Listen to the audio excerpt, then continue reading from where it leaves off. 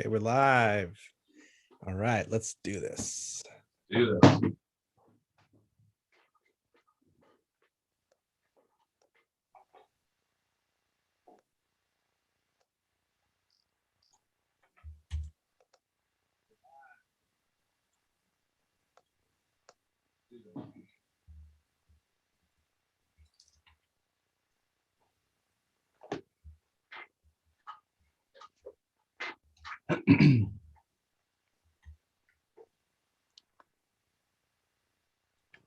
The streaming guru.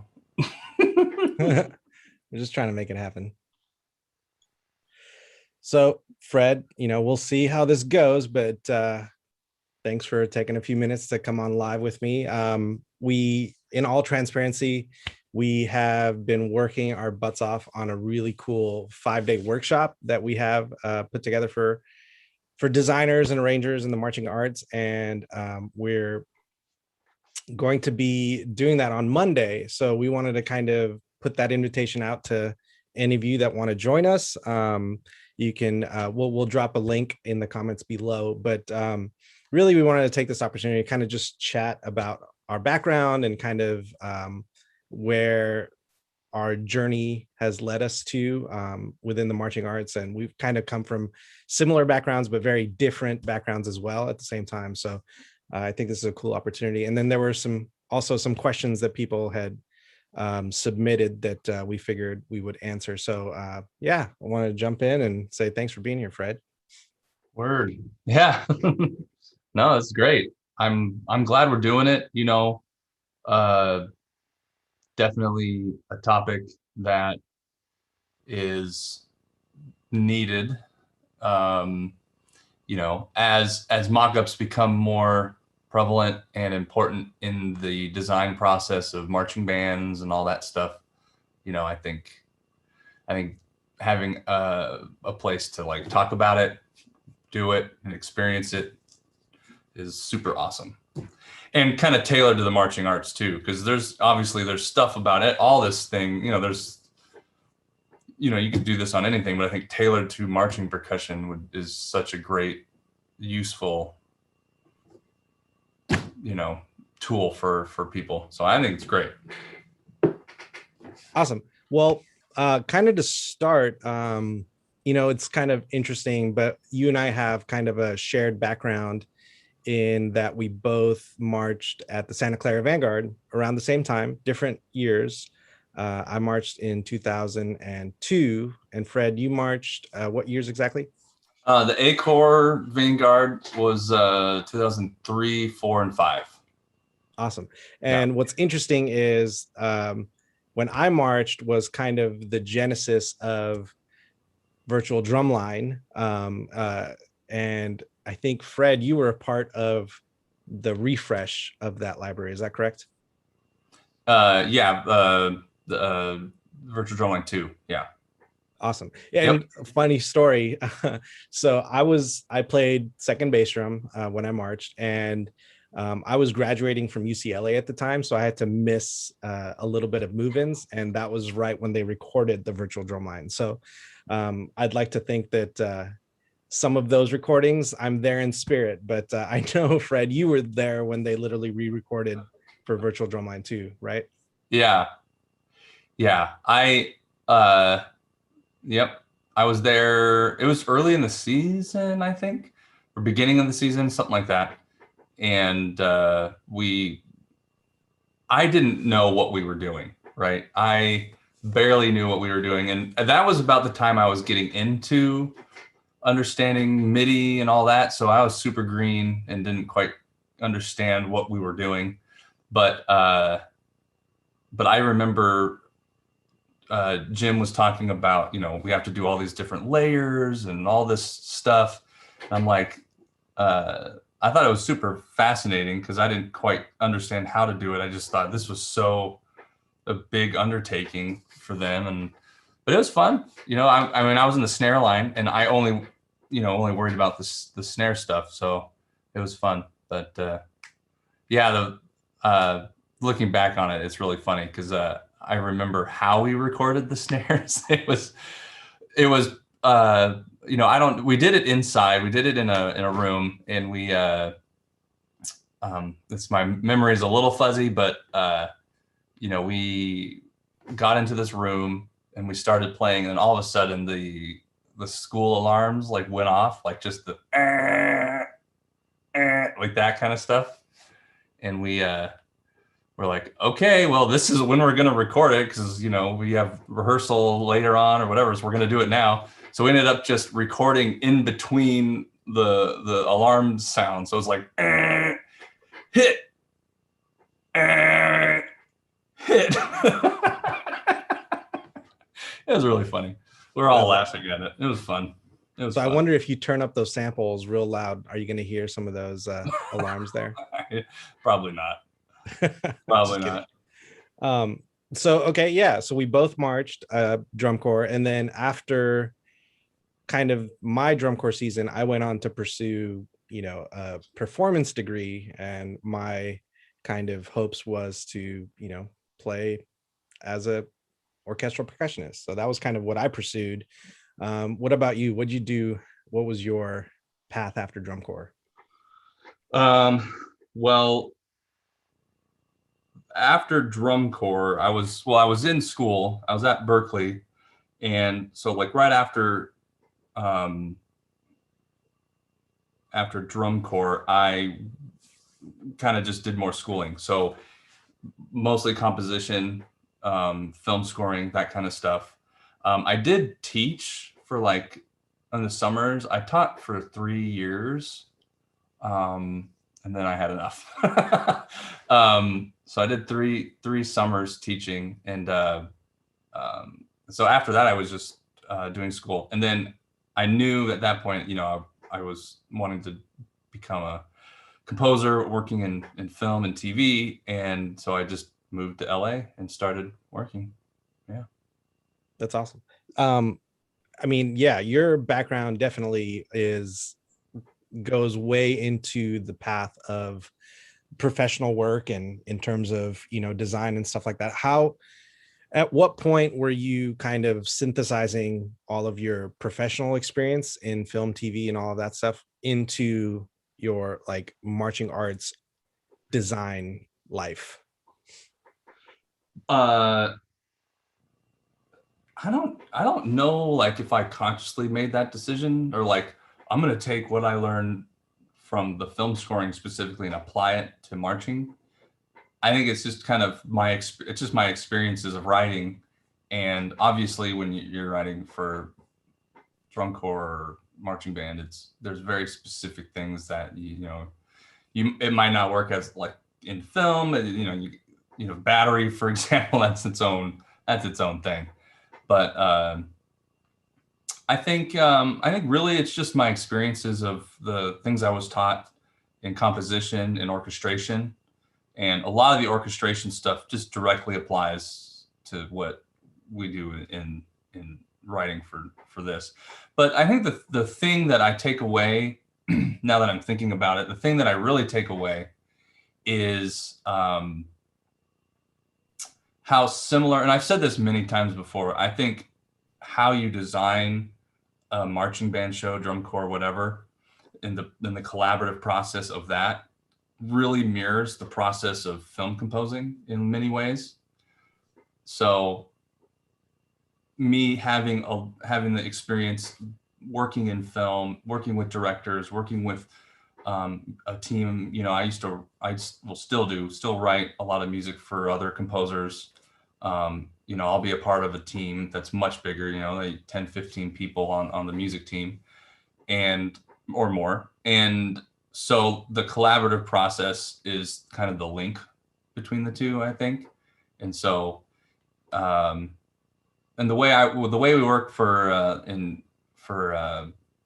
Vanguard Cadets is very collaborative as well. So, and I know that's becoming more the norm now, where you have not just the composer, arranger, for brass, winds, and percussion. Now you've got like maybe a show coordinator, and then now you're really coordinating with the visual side, with the color guard side, and now you're bringing in more like synth design elements. So now you have a lot more people at the table, when I started out writing, it was really just me and the band director, but now it's like everyone has a chord. So now it's much more collaborative, I think, overall. So I think those are the two things that are very similar. Yeah, I That think answers your question. no, totally. And when it comes to kind of the mantle or the role of front ensemble slash percussion designer, I feel like some of those that's evolved over time, and I feel like that a lot of the mocking up responsibilities end up falling on usually the front ensemble person, because they're the 100%. last link in the chain when it comes with the design process. But I am finding that a lot of more battery specific composers and more wind arrangers are starting to get into mocking up and really like paying attention to their libraries and such. But Yeah. I know for me, being the last link in that chain, I was always like very interested in taking the wind arrangements and taking that MP3 and feeling like, okay, well, when I finish and I deliver this to people, I want this to sound cool and epic and amazing. Yeah. And so that was kind of for me like my entry into figuring out how to do better, and I'm still growing and learning. Yeah. I mean, same with me. It's funny you say that, because it's so true. I will definitely be the first and the last in terms of the notation, the mock-up, that whole thing. And so it's usually the person last. So I always like to like kind of clarify, okay, who's doing the notation, who's doing the mock-ups, and it's always like so it's funny. But now, I mean, nowadays I'll get wind arrangers asking like, should I do note performer? And I'm like, yeah, I mean, I love note performer. I know people don't like it, but I love it. I use it a lot to even just not just for mock-ups, but just for if I'm orchestrating in notation, I'll use it. And in film, I'll use it a lot just to check for wrong notes or anything notation wise. It's easier to listen to, because if you're gonna listen to it 100 times, you might as well. But we can go down that path of don't Totally. I mean, yeah, absolutely. No performer is great, personally, but it's not live. It's like, don't make your orchestration decisions based on what you hear only, because that's a rabbit hole you, as an arranger composer, you do not want to go down. right.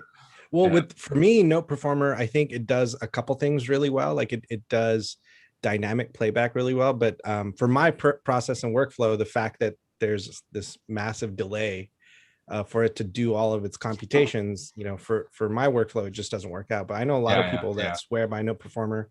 But I think long term, it's, even if that's a great starting point, what we did want to kind of talk about was, okay, well, how do you take that starting point and like get it to the finish line, right? And that's kind of was the inspiration of trying to put together this workshop. And I remember when we started talking about it, it was like, well, just go on YouTube and there's a million tutorials on compression and reverb and plugins and that sort of thing. And it's like, yeah, but it's overwhelming. There's like so much information, like, and I don't even feel like I'm an expert at it. I just know what I've learned over the years and what I enjoy, what my ear enjoys, but I'm still growing and learning. But I think one of the things that's important is there's not really a ton of resources right now to take all that wealth of information and like really talk about it in the context of marching. Yeah. And no, 100%. I think this day and age and where everything is headed, and especially with the in addition to all the sound design and all of that integrated, it's now very important to have a great mock-up for your team, for people to respond to, because of how highly collaborative the whole pageantry has become. And this is where I definitely rely and fall to my film scoring, like just mock up, computer like background is, how similar it will be, because it's kind of, I use a lot of the same processes. Um, but yeah, I think tailoring these topics, which are really vast and cross as many genres. I think it's time we kind of, put that into the realm of the marching, uh, genre, whatever you want to call it. So for someone, I'm going to ask you a question. So for someone who is kind of is in, the marching arts design trajectory, right? And is writing in Sibelius or kind of playing around with DAWs and sample libraries and stuff like that. Do you have some like, where's a good place to start when it comes to, thinking about making a better mock-up? Yeah. Um, it's really about learning the program and learning the DAW and what MIDI is, and taking your time in the beginning process. Because if you're so new to it, I mean, I remember specifically, like seeing this for the first time and my head exploded, and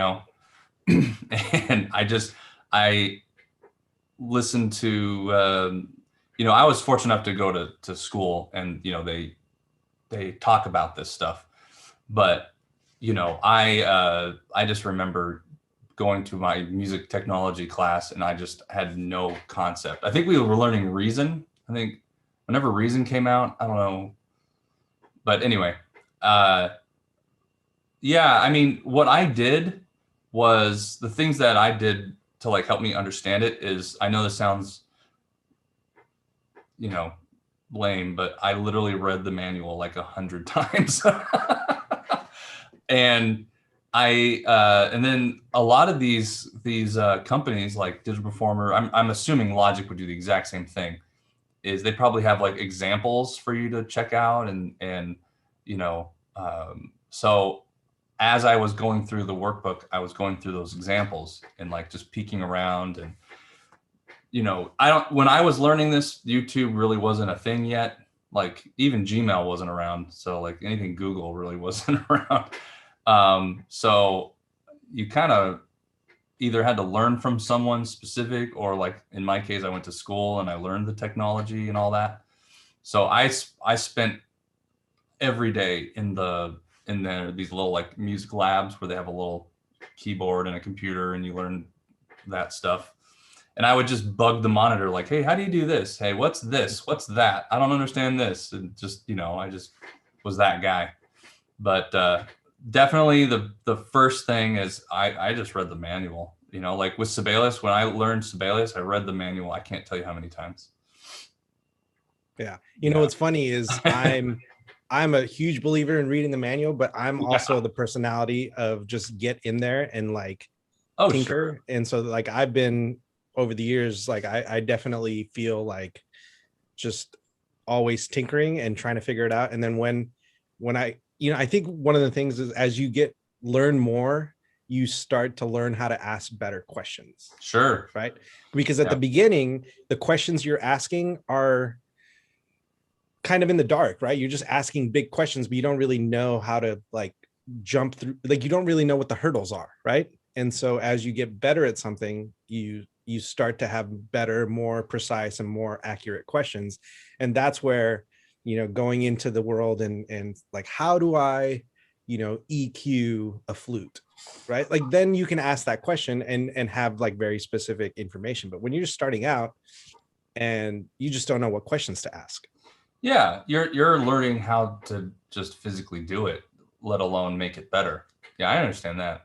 Yeah, it's this is the thing where it's going to take a lot of time to learn. It's such these, a DAW is so robust. There's so many things to learn. I mean, it's, you know, it does take years to learn and figure out, you know, years. I can't stress enough how long it does take for you to learn it, you know. And the best way to learn it isn't obviously just with the manual, right?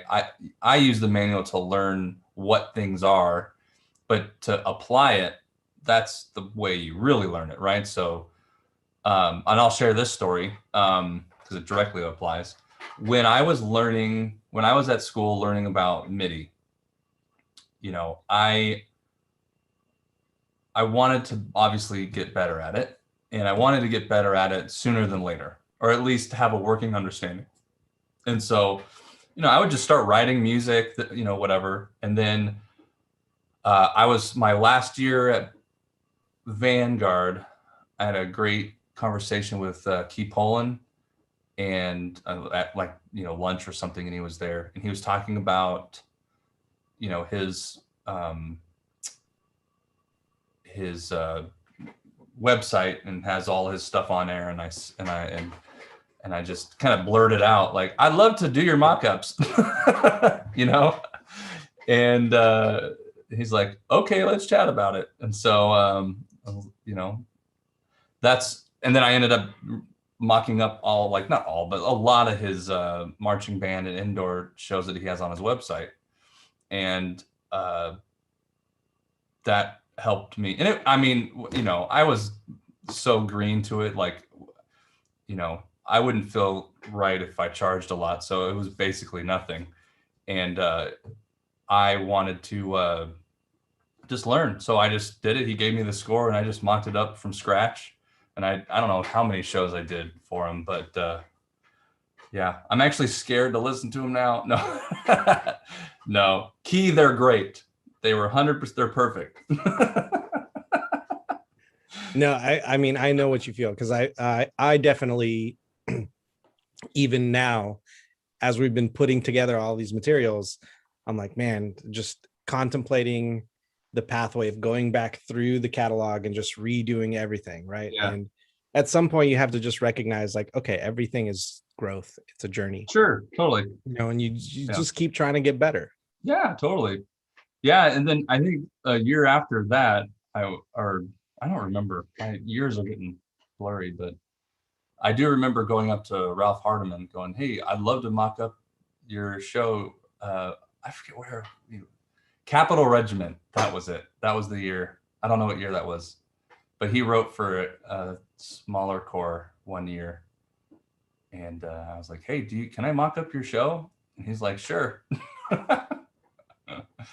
But it was actually cool because he gave me a lot of feedback. He's like, "No, man, it needs to sound like this or this," and it was fun. It was cool. That's awesome. Well, we've got some questions that people posed, so maybe we can answer some of those real quick. Sure. Noah mentioned he was asking about, you know, things are going to kind of return in the fall, and his question was, how are you using this opportunity to reset or refresh with your programs? I think that's a really good point, because, you know, I hope that the trajectory right now looks like, you know, starting this fall, we might be closer to normal than we were to shut down, right? And I think it's an opportunity to really look at all of your things that are in your life that you have control over, or that you manage, or that you influence, and really taking a hard look and saying, okay, well, what are the routines that we go through that are good and are worth doubling down on, and what are the things that we could change or get better at, you know? And I know personally for me, like, I've really tried hard to learn a lot more and to explore different topics and try new things, like a live stream that may or may not cooperate 1 minute before you're about to start, and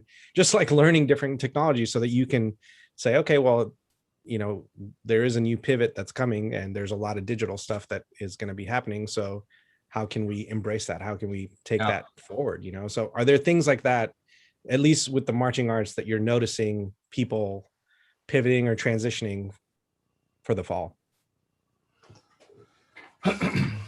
Well, in my experience, you know, I don't do any teaching, and I'm not really like boots on the ground stuff. So I feel like my answer would be limited a bit to more of like a arranging standpoint.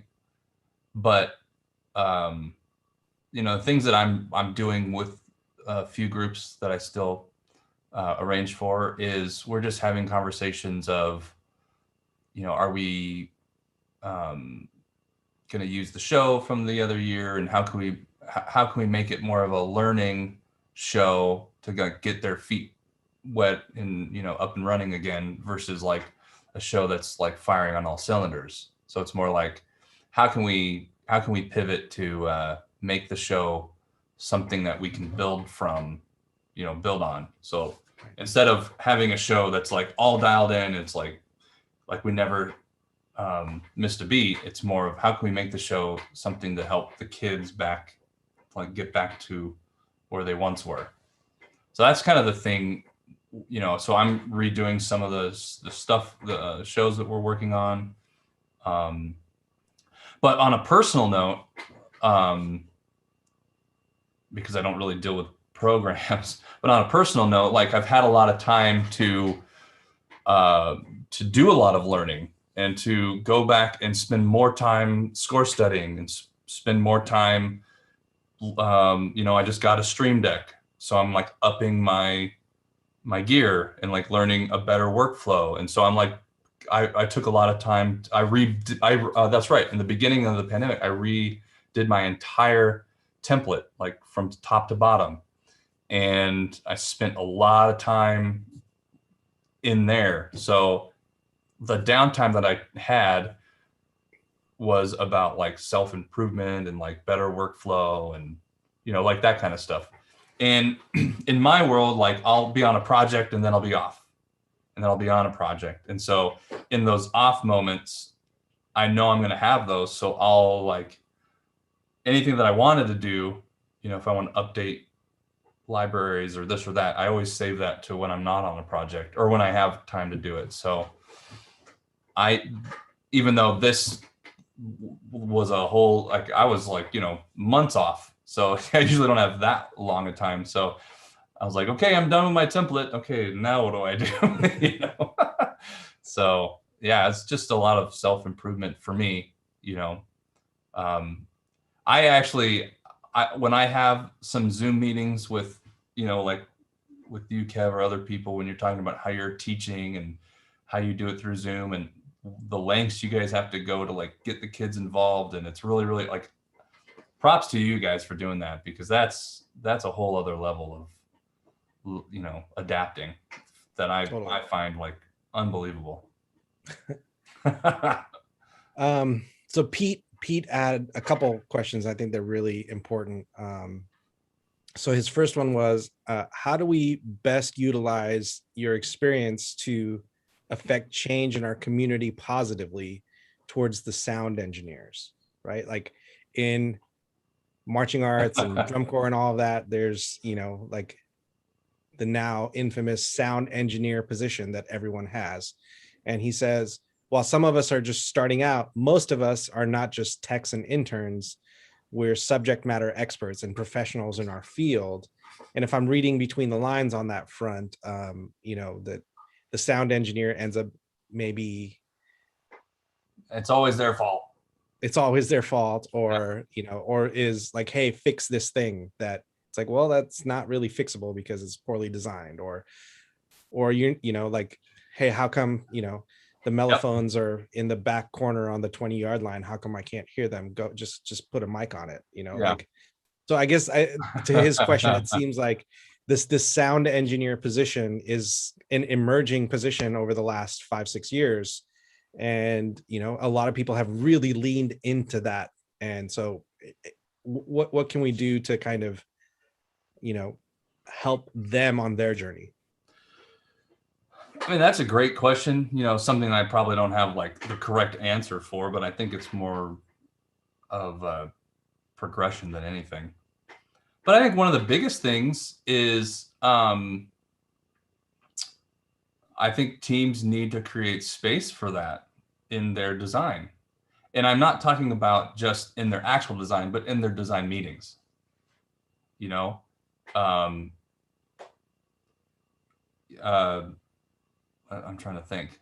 You know, BD, like they're anomaly of that, because like a lot of it, like um, so much of the design has been implemented with all the audio stuff and synth stuff like right at day one. So at least, I mean, I've only worked with them for the 2019 season, so I only have 1 year of knowing how they operate. But you know, it was like right from day one, even before they even wrote a note. It's like, this is how we want it to feel and sound and blah blah blah. So there, I mean, it's just to be open. You know, all the people on your design team need to be open to how to do it well. You know, and you know, be humble about it. Like, you know enough to know you don't know enough. Like, I don't know if miking a mellophone at the end is going to fix it. Like, I need to consult, you know, be brave enough to say I don't know and ask the guy who does and work together. I think, you know, that's the crux of it all, right? Is leaning into your designer, your engineer.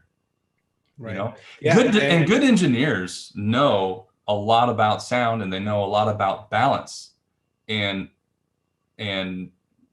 you know, creative ways to fix it. They do. Like the good ones, they know how to balance things, and they know when things are off, and they might not be able to articulate it into like the visual side of things and like where they're at, but like, you know, they're great to I mean, you would learn a lot if you sat down and asked the engineers about balance, and from a miking perspective, but even an ensemble balance. Those people, you know, really good engineers know that stuff really well. I mean, their ears are so crafted. That's what they live in 24/7. So, yeah. That's huge. And you know what I was going to say is, as you know, group techs start to just get bigger and larger, and the communication ends up being huge, right? Like, what is the organization and the structure, and who are kind of responsible for guiding the audio team and asking for edits or adjustments, right? And because I could see how, you know, let's say I'm audio engineer and I'm hanging out next to the mixer, and someone comes up to me and says, hey, this part's too loud or this part's too soft. And what is that kind of chain that they have to kind of be aware of? Because it's very possible that they're getting conflicting requests from different designers and from different caption heads and stuff like that. So I think like laying that down at the beginning is really important, especially if you're either kind of in charge of the audio or if you're a designer that is hiring an audio team, like really being upfront with the entire team as to how that part of the puzzle fits in to everything else. So, yeah, I mean, I know every, you know, engineer who works in the marching arts just like probably had a horror story just flash before their eyes when you were talking about that. But yeah, I mean, I'm not the best person to talk about that, but I'll say, you know, I mean, of course, I've had people like for, you know, BD or Vanguard or whatever. Those are really the only groups that I'll actually like go to. Like, I don't, you know what I mean? Like, I don't have a lot of groups that I arrange and then I'm there live. So, but everyone will go up to me like, hey man, that needs to be softer. Hey, that needs to be louder. And it's like, you know, if you're gonna respond to every comment that you get off the cuff, I mean, you're just gonna go down a rabbit hole that's just like, you know, just time out, you know, like don't even do that. So it's all about having that long-term perspective.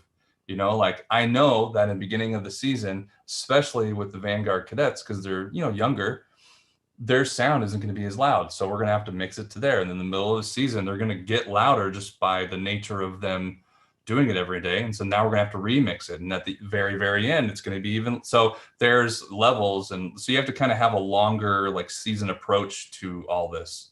And, and I know with BD, it was very, very, very important that, hey, we need a day in a big environment to where we can mix this stuff correctly and give us time to adjust. So it's like, it's not the best situation where they're going to do maybe 1 or 2 reps and it's mostly focused on maybe the drum line or it's maybe this. But we needed to have our time to like get our act together mixing wise from a good vantage point.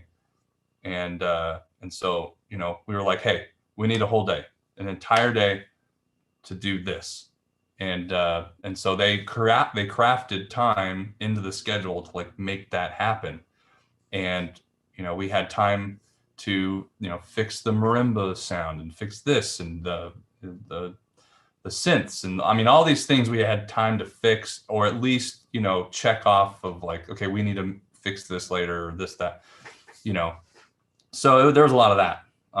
But to go back, it's all about bringing them on into the conversation, into the decision, and if it's not your sound engineer, maybe your sound designer who can speak on their behalf, things like that, or the program coordinator, or the show coordinator, whoever you call them. They need to think about that as well and not leave it to the end, right? Now that so much of the design, there's so much synth design and audio design that are part of the actual design of the show, you can't leave that to the end, right? Because it's also money. So it's like, okay, we want like 20 soloists. Like, okay, well, how much money you got? Well, I don't know, but we already wrote the show. It's like, rewrite it because we can't do that, Right. Anyway. Yeah, I mean, there's so many logistics involved, and it's incredible to see how far it's come. I mean, I started at Blue Coats in 2010 as a bass tech / sound engineer, and then that kind of evolved into sound design because of an awesome opportunity, and like you said, that staff really embraced and encouraged that part of the package, and so it became something that was we were conscious of from day one, right? And but even back then it was a smaller team. I mean, it was literally just me for a while, and then some of the pit techs would assist, but now like some of the top groups have huge teams on their staff just dedicated to the audio, where this thing has evolved from a one-man band trying to design it and put it together and make it sound good and troubleshoot it and implement it into large teams. So I think as the years go on, the more and more complexity starts to hit the field. It just comes down to organization and communication, and I think just like anything else in our activity, it's if you nurture it, it's gonna grow. It's gonna get better. That's 100% being someone that can nurture a team and lead a team well. You can't minimize that aspect of the process. Communication, 100%. I mean, we all know how important communication is, constant communication, and during the season, just constant communication is unbelievably important. I mean, for obvious reasons, but still needs to be said. Yeah. So we have one more question. Neil asked, well, a couple of different questions, but kind of the general gist. What are some of the tips for an upcoming arranger educator looking to work full-time in our field as a designer? And kind of along those lines, when was the moment that you decided that this was what you wanted to do for the rest of your life? And what are some of the steps you took before making that leap, financially, et cetera? And so this is kind of a broad topic, and I kind of want to narrow it a little bit. Yeah. But the idea being, maybe you're newly aged out, or you're getting to a point where you're aging out and you're really saying, I want to make a life for myself in the marching arts, right? How do I take that next step? and what are some of the things I should mentally prepare myself to go through over the next few years? Right. Well, I think the thing that's awesome is how, you know, you're young, right? So you have a lot of opportunity and time to develop your skill sets. So I mean, to make it simple, you know, the reality is you might not be able to have a full-time gig for a while. So it's now it's about, when the time comes, will you be ready? You know what I mean? So what does that look like? It could be just learning software. It could be learning your skill, learning your craft. You know, going out and networking and meeting people and being visible, and you know, taking on gigs that might not pay well, but it's getting you experience.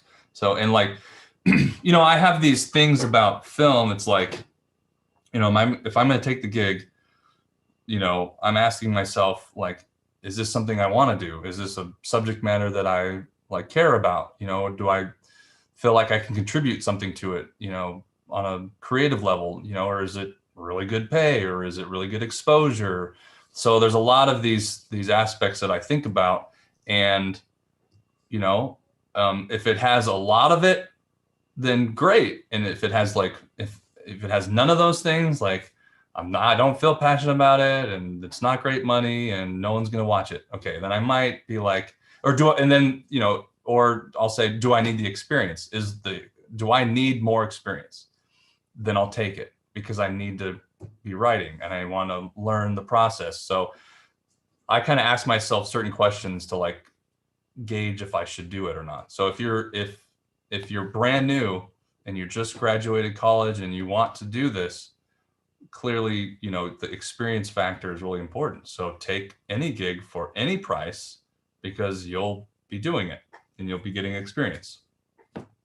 So I would say, you know, that's kind of the most important thing, is don't worry about the pay. You know, I know, you know, we want to get paid as much as we can with our skills, but when you're acquiring, you know, when you're trying to learn, you know, you might not have that clout. So it becomes, I'll do it for $50. I don't know. Do it for, you know, do it for a couple $100. I don't know. And I'm going to get the experience, and you're going to get a great product, you know, whatever. So. Yeah, I think there's a lot here. I mean, it's taking risks at the beginning, right? That you're always going to have to be taking risks. But like you said, the good news is you're young, and so you have a lot of runway to kind of put yourself out there. And, you know, now that I look back, you know, 10, 15 years ago, it was like you just said, Fred, it was the taking of many gigs, just putting myself out there. Sure, let me write that. Give me a chance. Let me try. And like really working hard to deliver and over deliver and increase expectations as to the skills and the value that I provide, right? Just having a foot in the door anywhere and really trying to provide massive value whenever I could. And I think part of that is also, like you just said, being prepared for when those opportunities come up, right? Yeah. So for example, you know, hey Kevin, you want to, you know, we need a second bass tech at the Bluecoats. You want to do that? We also like kind of need someone to plug in cables. Sure, I could do that. Yeah, let me try. And then when the opportunity came, I did my best to like say, cool, well, here's some other stuff that I know how to do that, you know, I would love to contribute on, Yeah. right? And to go even further with that, or at least kind of identify it, it's, you know, it's so funny how I think of my film career and marching, and there's so many similarities. It's kind of just crazy, but it's positioning yourself to be a problem solver. You know, like a question would be, okay, Kevin, you do what you do with, you know, Blue Knights or whatever, but how much of your time is just writing compared to all the other stuff you do? Okay, so maybe arranging is like 50% of the gig. So you have another 50% of the gig you have to deliver that's not about composing. And so what can you offer to be to the group, or band director or whatever, that qualifies you, or not qualifies you, that makes you indispensable? That's it. What can you give to them? What can you add? What value add can you give to them? And so much of it is problem solving and answering problems that they didn't even know they had. Yep. I mean, So that's huge. It is. It literally is. I think you said it perfectly. It's being indispensable. It's finding ways to be the person people think about when they have a problem, and that you could be the one that could solve it, right? Or like you said, solving problems that they even know that they had. yeah, Now, there's a fine line though. There's a fine line between being that person and being overbearing, right? And yeah, so the next step here is be the kind of person that is enjoyable to work with, right? oh yeah, Because 100%. especially when you're starting out, there is zero room or tolerance for any ego or like things that you need for you, right? Like yeah, as you get more established and you start to kind of have a little bit more um confidence in what you're doing and the projects that you're a part of, where you have a little bit more authority, then yes, you can start to influence those to kind of fit within your mental state and universe. But when you're first starting out, you have to be a 100% team player. Like, and I think there's one of the things I start to notice, and it's really, this is like really difficult, but if there's something about you that is like weird, and like not like, weird is the wrong word, but like for whatever reason people find um a rub, or like don't really kind of see eye to eye on, chances are they won't even tell you. You'll just like not have that gig anymore, because people avoid confrontation, right? Like it's not in their nature to kind of like, hey, like I don't really like the way that you comment on X, Y, and Z, so Yeah, I mean, it's definitely my philosophy to be, uh, someone who can help, have that mentality, do whatever it takes kind of mentality. But I mean, what you're saying too is kind of that inward focus, like, this is what I want for the group. This is what I want to do. So if you have more of that outward focus of like, you know, you're gonna contribute what you can, but to better the team, to prop other people up, like, I mean, so many times, you're working, I like to arrange everything, but sometimes I'll work with a battery guy or a front ensemble guy, or girl, whatever, but anyone. And like, my job is to make what they wrote better, or like enhance it in some way. And if they wrote themselves in a corner, like, how can I help them get out of that corner, and what can I do in my, so like, I'm also thinking, like, as a collaborator, like, how can I prop up my team to make them look really good, right? Because if I just find like, that's not that I think about that all the time, but I'm just like, that's part of my job, is to better everyone. So yeah, that's awesome. if that And makes then the any final sense. thing I'll kind of add, and this will be kind of our runway to finish this out, is if you're getting started, that depending on where you are geographically, you may or may not have an awesome community of like-minded individuals to kind of feed off of and grow from, right? Like that, to me, that was the most valuable part of my education and the groups that I marched in, is I was surrounded by other people that really motivated it and pushed me, and I could rely on and get support from Yeah. as I was exploring and venturing out into this kind of unknown area. And so, kind of bringing it back to the workshop that we're doing this next week, our hope is to start and build and create those kind of communities Yeah. where like-minded individuals in this kind of very specific art form, we can have these discussions, we can share, we can grow, we can make each other better, so that, like Fred said earlier, when the opportunity comes, we're a little bit further, a little more prepared, right? We could have a little bit of a leg up when that opportunity does arise. And it's not going to be every day that you can like experiment and fail and get feedback, right? Because what you don't want to do is say, yeah, I'll take that gig so that I can experiment with your group.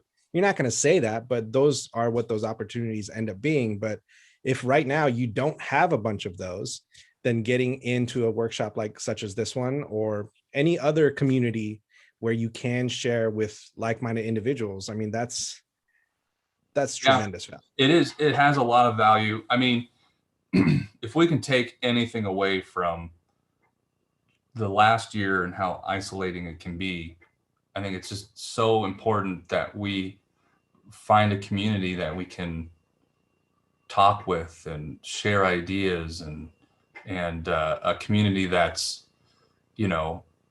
welcoming and wants to hear from your ideas and respond and get inspired. I mean, that is very, very important. And it's important, I mean, as creators and composers, arrangers, it's, I always look at it, it's like, you're composing, but it's part of you, it's like you're kind of you're putting yourself out there. And so, having a great community to like cheer you on and inspire you and critique you, right? It's okay to get critiques, as long as it's, in that vein of getting better. But I think, it's so important. I think it's so important. I try to have that in my life, and not just in Facebook, but in, the real world. So, yeah, I mean, and that's what I love about these groups, and the thing that you're trying to build, and is to have that. And I know you care about that a lot. I know you as a human care about that aspect. And so that's going to reflect definitely in that group that you've created, for sure. Awesome. So final details, the workshop, it's called Mockup Magic. It's starting on Monday at 10 a.m. It's a 5-day workshop. It happens every day for 5 days. So I know we kind of structured it like that because we wanted people to kind of not just show up and listen to a bunch of just information and then go away. We wanted to really nurture the hands-on experience, right? Like learning something and then applying it. So that's kind of why we structured it in 5 days. And we're really going to take a look at taking your compositions or your mock-ups, right? Once you're done composing, how do you take it from the composed state, and then how do you mix it and master it so that it is something that's a little bit more clear, it has more punch and identity and craftsmanship behind it, so that you can start to put yourself out there as a designer. You might want to either inspire your students and clients with your mock-ups, or you might want to have a website where you showcase your work. All of those things, this is what that's going to be kind of working towards.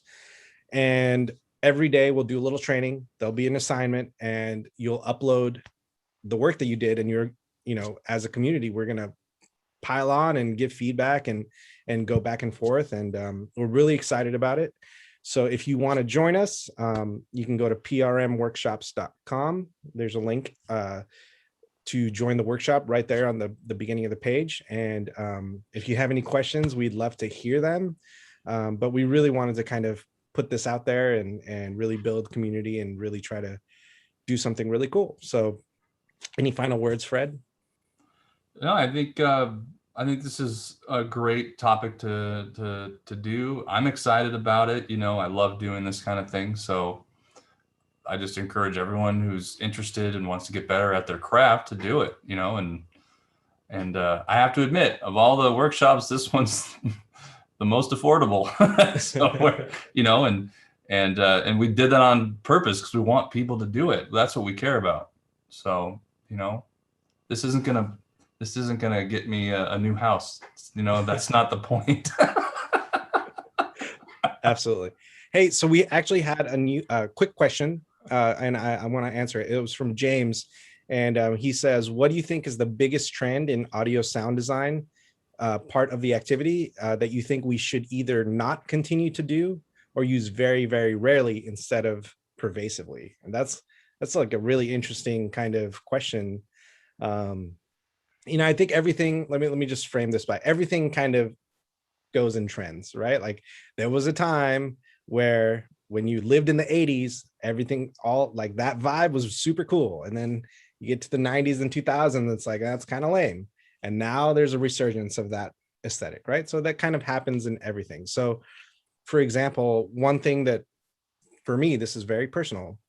Um, with audio and sound design, I'm starting to hear a lot of sound design in shows just kind of as like a necessity, right? Like as a box that needs to be checked, kind of detached from either the storytelling or the musical appropriateness or like the aesthetic balance. And then like the second side of that coin is I'm also noticing the prevalence of sound design in any given spot in a program, like really heavy in certain sections, but then like non-existent anywhere else. So it just like creates this like constant on off feeling Yeah. where it's like, whoa, where did that come from? And Yeah. so for me, Usually you only have like a transition of 4 bars and you're like, pile it on, pile it on. right. That's our time to shine. Yeah. And then it goes away. Totally, right. Yeah, it goes away. And so, I mean, this is an honest conversation that I have with clients. And this is one of the reasons why I, over the years, have transitioned into writing the wind book and the percussion book at the same time, because I can keep everything contained and appropriate and moving in a balance that feels appropriate to me. So, James, to answer your question, I would say that we might be starting to be at the crest of overuse of sound design, amplification, and just artificial identity. You know what I mean? So I don't know. That to me, that's what I can talk about this all day, but go for it. Here's my one thing, and this is just me. Something that's a trend. I don't know if it's a trend or just that's what the people default to. Why do we use strings when we balance with brass and winds, and they play the same thing?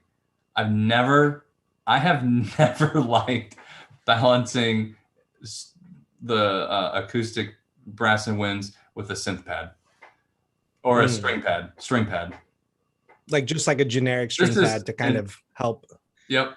Yeah. Strings specifically. I think there's something about the synth strings and those two. I don't know. I've never liked it, and everyone does it. So that's what I think. Well, and like just Not like everyone. any other. I wouldn't say everyone. No, it's okay. I mean, everyone is going to go through their journey, like I said, right? And so it's important to recognize that it's super easy to kind of just be critical all the time and Totally. And be okay with the steps that you're taking to move forward, right? So if I look back 10 years ago at the types of sound design or whatever that I was doing, yeah, like 2021, I'm like, oh man, I roll my eyes at that. But I say that because I did it, and I remember thinking, why did I do that? This sounds terrible. Yeah. So anyway. Exactly. Well, and then now it's one of those things where I can't unhear and sub drops, like that kind of thing, right? Like it's like using a bass drop now is kind of like a meme, right? Like you hear that in a show and like it's hard to like enjoy the moment. It's hard to enjoy the effect because it's turned into a meme. Right? You're talking to a guy who writes trailers for a lot. So yeah, I know all about the pings and the swooshes and the bass drops. That's awesome. Yeah. And I mean, I guess just to wrap that up, it's like the bottom line is you continue to grow, you continue to expand your aesthetic and your affect and really hone in what it is that you're about as a designer and like double down on that. Like, don't worry about where the activity is going, and if anything, where is it going and where can you diverge from that, is a question that I'm asking myself all the time, Yeah. because it's that diverging path is where the interesting creative stuff is. Yeah. Last point, and it's just to back you up. All your sound design has to fit within that story, right? It has to make sense within the story. So that would be the like mission, number one directive is your sound design has to fit within that world and that the scope of it. So if it's outside of it and it's distracting in a bad way, clearly we're not following that rule. So I think that's kind of like an overarching guideline for me. Awesome. All right, friends. Well, thanks so much for joining us. And if you want to join us for the workshop, I'm sure we'll send out a bunch more blasts on social media, but it's going to be called Mockup Magic, and you can find it at PRM